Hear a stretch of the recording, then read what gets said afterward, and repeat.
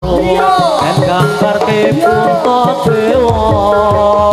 sholat kang kuat dan gambar kewerku doro kang bisa ngrampungi perkara cacana komo Amur Pratoyuda kaya riaka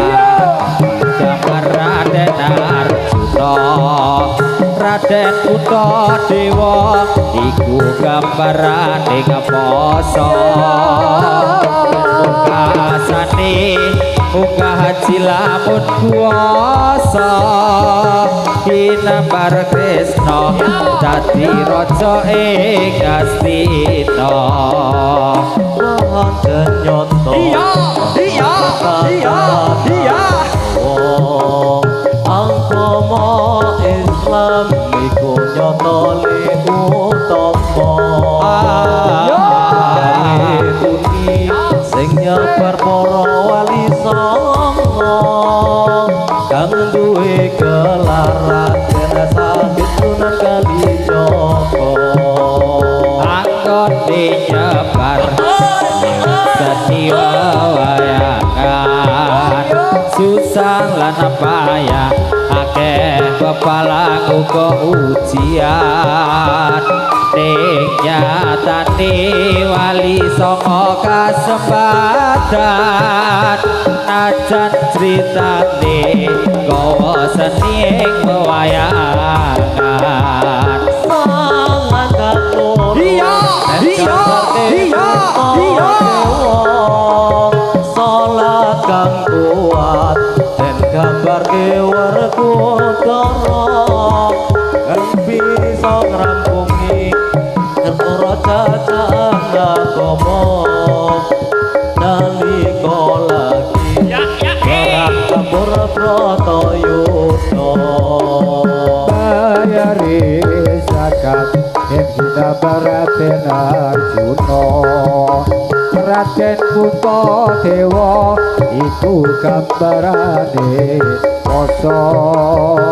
yen pungkasane munggah cilamun kuwasa ginambar Kresna dadi raja ing Astina sahadat loro dan gambar Puntadewa salat kang kuat dan gambar Werkudara kang bisa ngrampungi cacahane agama nalika lagi perang tempur Bratayuda bayar reza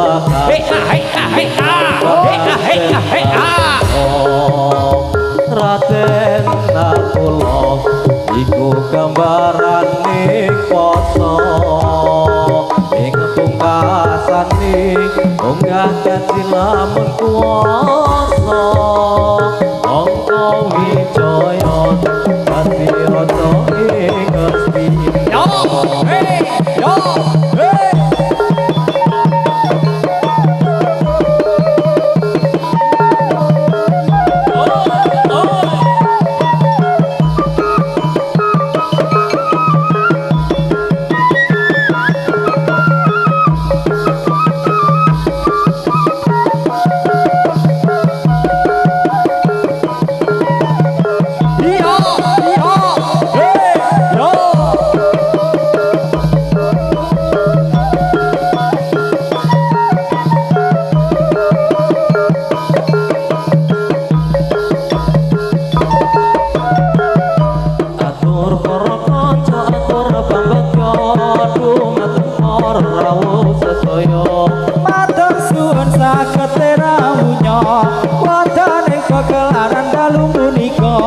Gusti Allah ingkang Maha Kuwasa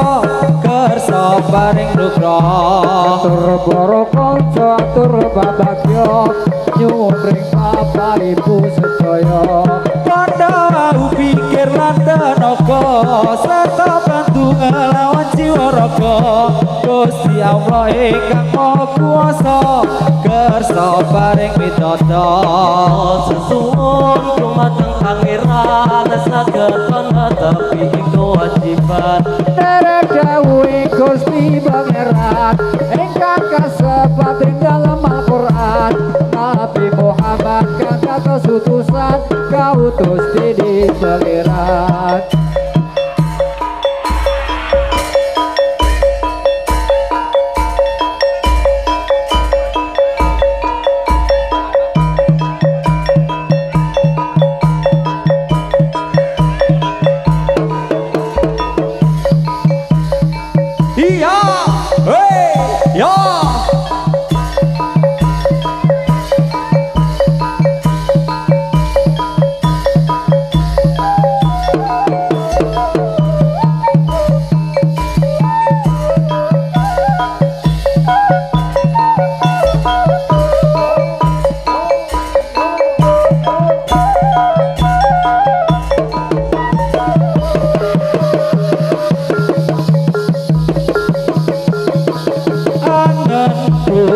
Para anak Busmika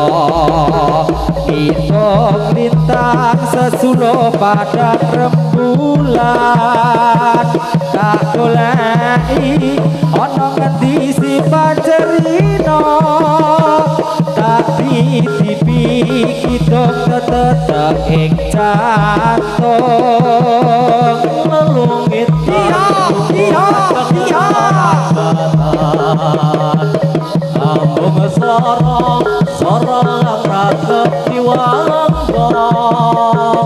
tapi rimi layak pitir tak samper geange sumilir ora krasa tak pikir Rino wagi wayangku itu hatiku Siko tirta saumpama kapan baya aku bisa kebun lintang renggo endahe rembulan aku samar kuatir lan mundhak cabang sekar megar ning ora-ora kang cegar kelak kang tanpa upama tunggu dumete sing tirta kanggo nelesi luka-luka ketiga iya ngitung lintang sesulo padang rembulan tak goleki ana ngendi si panjenengan tak pipi kita tetep ing kantong lalu ngitan lunglungan kang rerambatan amu sorok agra keciwangga tati tipi layang kitir tak samper keangin sumilir ora krasa iramu tansah tak pikir Rina wengi wayang beda atiku singa tirta saupama kapan boyo aku bisa gegem lintang rangga endahe rembulan aku sabar kuatir lan tak sekar mekar ing ora-ora kang jengkar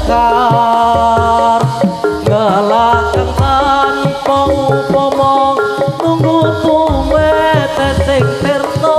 kanggo nelesi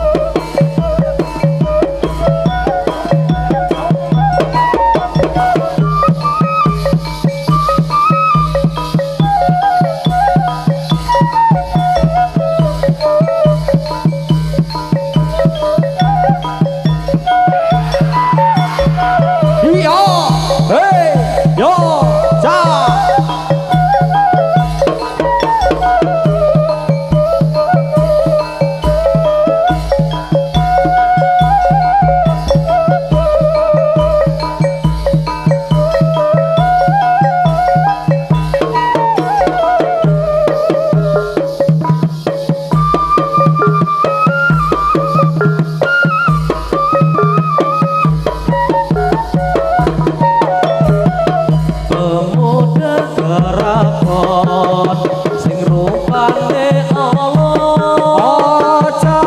lalala awit tunggal bangsa Pembebasan ini yang besar sekali untuk mengikuti malam sawalan ini. Mila kula niki saged ugi mriki seperti timbali kalian marga mriki perlu ara-ara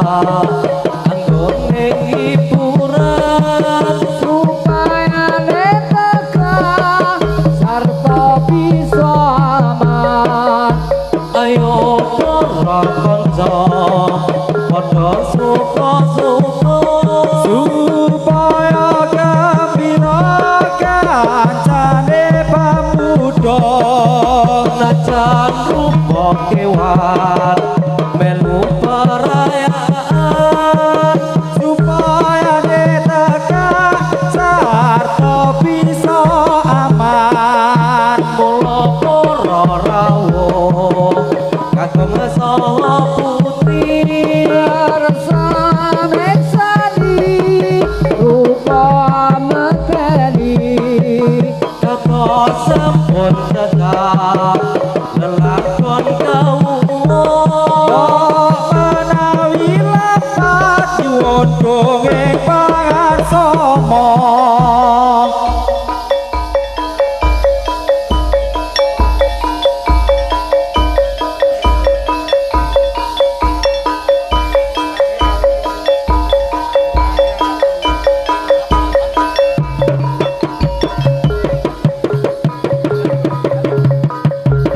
Gendho ayu rupane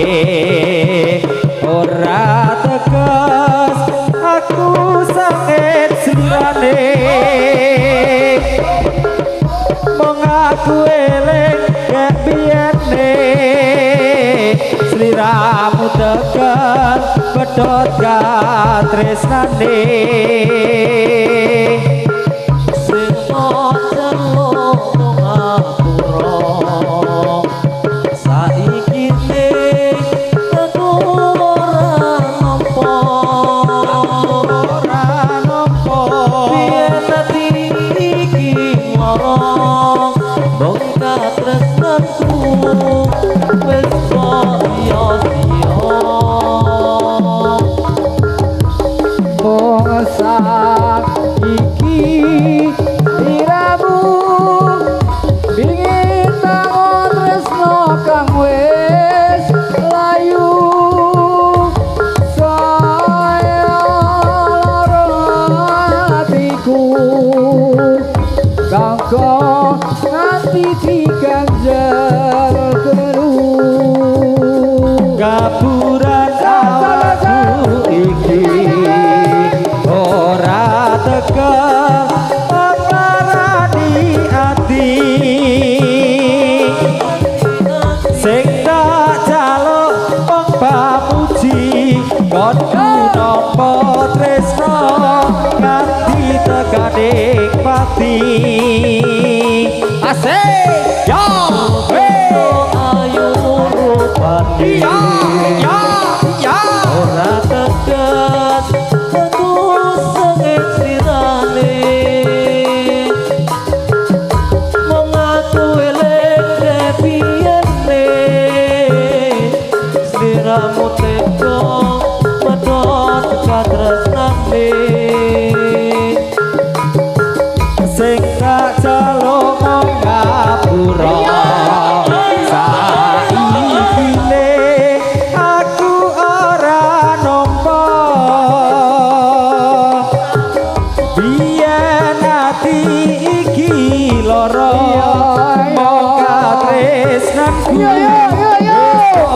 sia-sia Mongsak iki diramu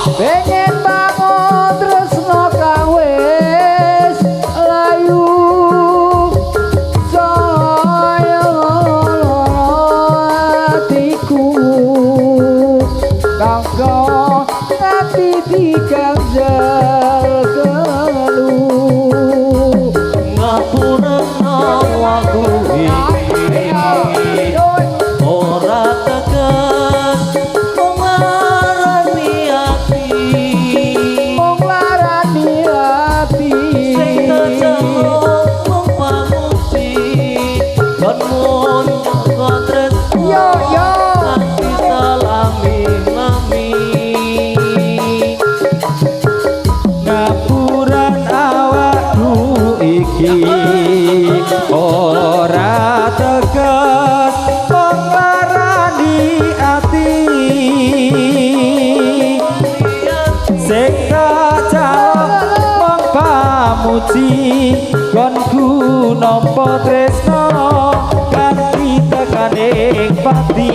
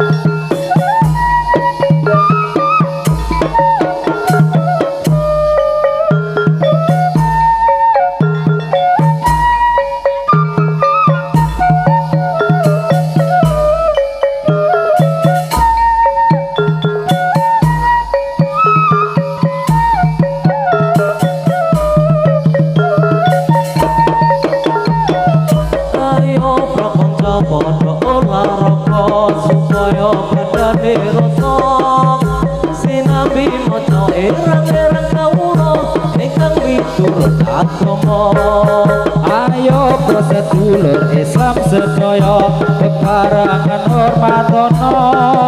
maring merah Nabi junjungan kita Nabi Muhammad kang mulya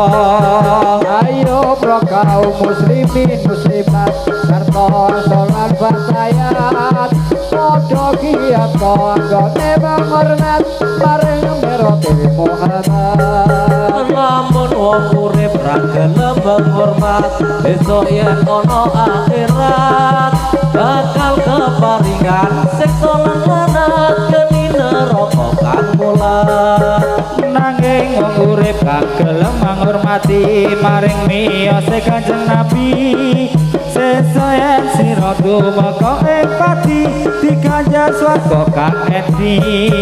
Rapalinati nangin tamoil Islam iku dawuhnya pangeran ayat kang kasebut ning dalam Al-Qur'an iku dawuhe pangeran mila sedulur kang samya besok bebarengan den tindakno agama Islam ingkang luwih utama iku dadi kewajibannya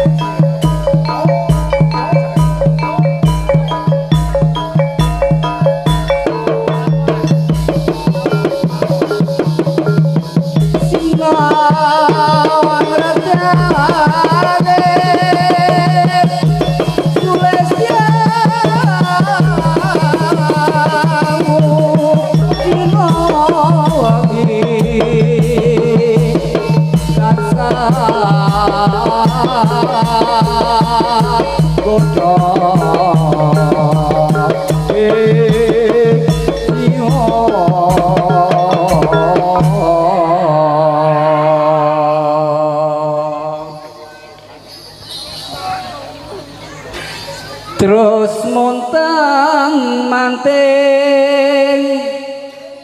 rasaku saya kebanting rontang ranting atiku rong sumanding tapujo wayalmu jebol gawe kena atiku taleke pijer ngridumring impenku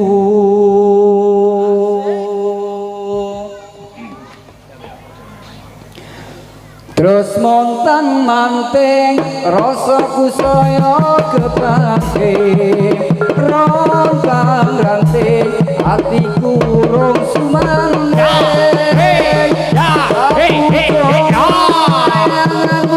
sepul gawe kena hatiku taleke impenku lali-lali aleotan saya katon sulit siamu sinungging indah esmu posti papanku mawar biru ing atiku teko temen dino wangi gawe tatu donya pancen ora musah godhong jati ngomong siji wanita sudyane ngati kang semboto nyenggol inti jejangkon dong ayu widodari swargaku nganti tekan pati tresno suci tandemi nora luntur najan ati ajur mumur najan ku kok jagat iki aku ora bakal mundur terus pasungging tresnaku ora bakal luntur terus montang manting rasaku saya kebanting rontang ranting atiku urung sumanding tapucung wayanganmu jebul gawe kena atiku taleke pijer itu breng impenku lali-lali ngalelotan saya katon sulit siamu sinungging indah esmu pospito papasranku mawar biru ing atiku teko temen rino wangi gawe tatu donya pancen ora musa godhong jati omong siji wanita sudyane ngati kang semboto nyenggol intine jejangkon dong ayu widodari swargaku nganti tekan pati tresno suci tandemi nora luntur najan ati ajur mumur najan kok jagat iki aku ora bakal mundur terus pasungging tresnaku ora bakal luntur donya pancen ora mungsa godhong jati ya mung siji wanita sudyane ngati kang semboto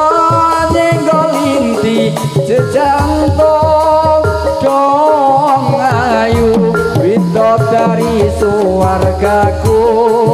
nganti tekan pati tresno suci tandemi